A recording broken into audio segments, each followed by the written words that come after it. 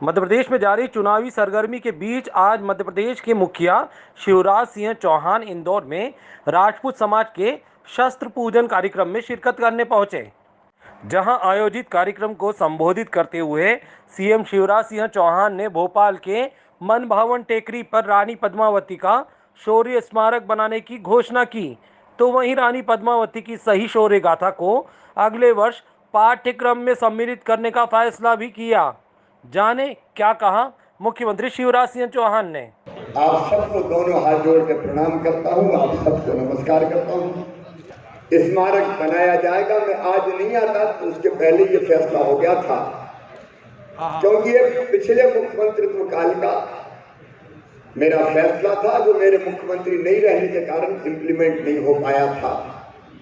अब मैं ईश्वर की कृपा से फिर बना हूं तो ये स्मारक भव्य स्मारक बनाया जाएगा और एक प्रतिनिधिमंडल। इधर इस बीच राजपूताना संघ के कार्यक्रम में जब आरक्षण खत्म करने की मांग समाजजनों ने की तो सीएम शिवराज सिंह चौहान शस्त्र पूजा करने के पहले ही विरोध को देखते हुए मौके से रवाना हो गए।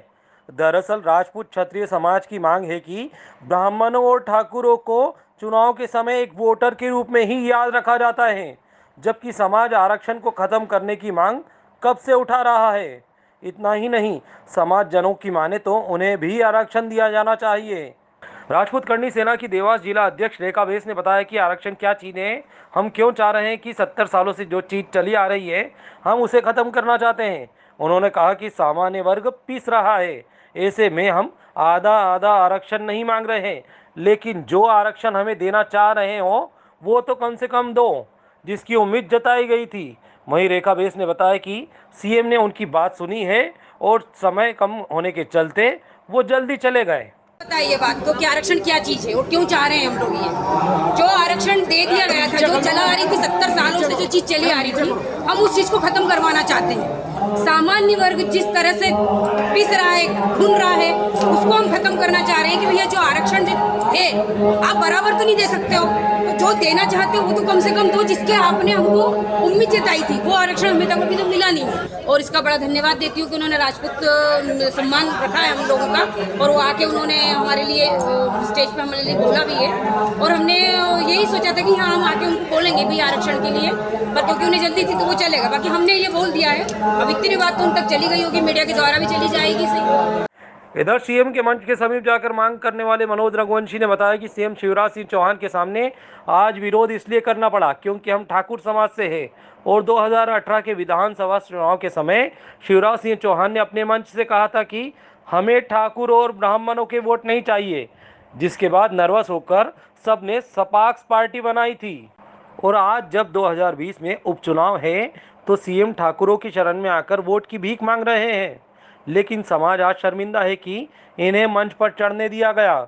मनोज रघुवंशी ने कहा कि जब जब चुनाव आते हैं तो नेताओं को ठाकुरों की याद आती है और आम समय में ये लोग SC ST का साथ देते हैं।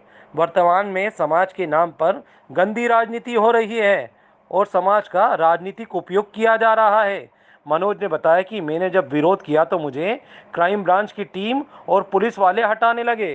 खुद को कांग्रेसी बताते हुए मनोज रघुवंशी ने कहा कि सांवेर चुनाव में ठाकुर समाज बीजेपी का विरोध करेगा। माननीय मुख्यमंत्री शिवराज सिंह चौहान के सामने आज विरोध इसलिए करना पड़ा, हम लोग ठाकुर समाज के लोग हैं। जब ये 2018 में चुनाव हुए थे विधानसभा के, तो इन्होंने अपने मंच से कहा था कि हमें ठाकुरों के वोट नहीं चाहिए, ब्राह्मणों के वोट नहीं चाहिए, तो ठाकुर ब्राह्मण नर्वस होकर उन्होंने एक सपाक्स पार्टी बनाई थी। और आज जब वापस 2020 में उपचुनाव होने जा रहे हैं तो ये ठाकुरों की शरण में आए हैं और ठाकुरों के सामने बड़े बड़े वादे कर रहे हैं, वोट के लिए भीख मांग रहे हैं ठाकुरों से। लेकिन ठाकुर समाज आज शर्मिंदा है कि इन लोगों को अपने पूना मंच पे चढ़ने दिया, जिन्होंने मुख्यमंत्री रहते हुए हमारे समाज का विरोध किया था।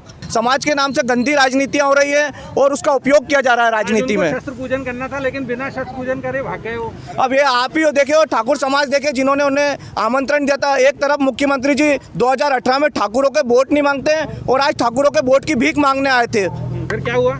उसके बाद उन्होंने, जब मैंने ये बोला कि ठाकुर समाज का एक बार आपने विरोध किया था, तो मुझे कुछ पुलिस वाले आए, कुछ क्राइम वाले आए और उठा के साइड में ले गए और मेरी आवाज़ को दबा दिया गया और मुझे बाथरूम के पास लॉक कर दिया गया। बड़ी शर्मिंदगी की बात है हमारे ठाकुर समाज के लिए भी।